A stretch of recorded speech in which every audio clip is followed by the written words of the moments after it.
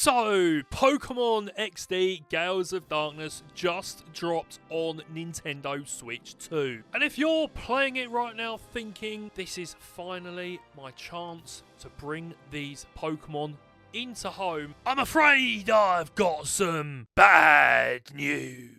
You can't. The version of Pokémon XD that is available on Nintendo Switch 2 Online Plus Expansion Pass is not compatible with Pokémon Home, nor is it compatible with Pokémon Fire Red and Leaf Green. Now, I already made a video about why this is a very bad decision, which I will link at the end of the video, so you can check that out if you like. But those shadow Pokémon that you're catching and purifying in glorious high definition on the Nintendo Switch 2, they're stuck there. They ain't getting out. At least not on that version. But here's the thing, and this is really important. There is still a way to get Pokemon from Pokémon XD and Pokémon Colosseum into Pokémon Home. It's just not via the Switch 2 Online Plus Expansion Pass version. You're going to have to go the long way round.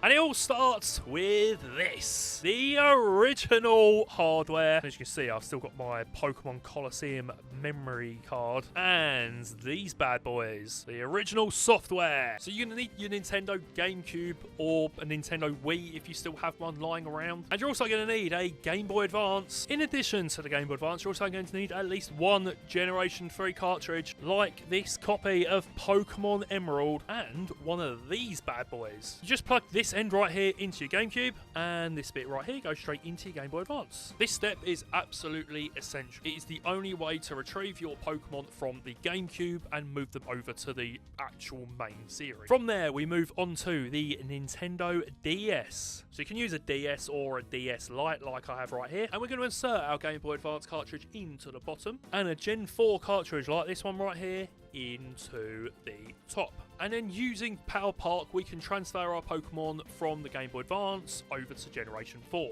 Now, this is the step that I think most people tend to forget, because even though the Gen 4 games are on the DS cartridge as well as the Gen 5 games, you still need to move your Pokemon from Generation 4 to Generation 5 to continue the process. So we're going to need a copy of either Pokemon Black or a copy of Pokemon White and a second Nintendo DS, or really you're better off just using a Nintendo 3DS like this absolute specimen right here. We're going to be using a process called Poke Transfer, and then we're going to have to play this mini game where we launch Pokeballs at Pokemon hiding in the grass. You're literally re-catching the Pokemon for now the third time. But now they are in the Generation 5 cartridge, we can use the Pokemon Transporter app on the Nintendo 3DS to move them from Pokemon Black and White, or Black 2 and White 2, into Pokemon Bank. And now they're in Pokemon Bank. It's the final step. We're just going to pull those Pokemon straight from Pokemon Bank and place them directly into Pokemon Home. This is my personal Pokemon Home account, and as you can see, I have every available Pokemon that you can catch in your region on Pokemon Colosseum sitting right here, including the Ho-Oh that you have to beat the entirety of Mount Battle to earn. And just like that, a Pokemon that started its life as a Shadow Pokemon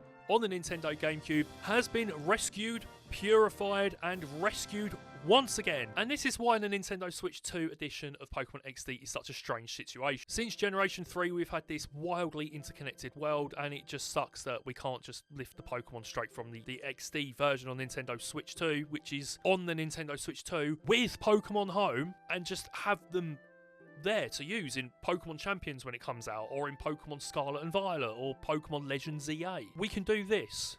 The Pokemon are compatible with these games, with Pokemon Home, but they didn't want to. I don't get it, but anyway, I've already ranted about this. It's in the video. You'll see it at the end. So if you actually care about preserving your Pokemon, currently this is still the only way to do it, using the original hardware, the original software, and the transfer chain. If you found this video helpful in any way, make sure to subscribe to the channel, because I have more videos coming up in the next couple of months with even more ways to preserve Pokemon, including how to get Pokemon from Pokemon Stadium on the Nintendo 64 all the way to Pokemon Home on the Nintendo Switch 2. Click this video right here to see my initial rant on this situation, and here's a really helpful little button for you to subscribe to the channel without having to scroll anywhere.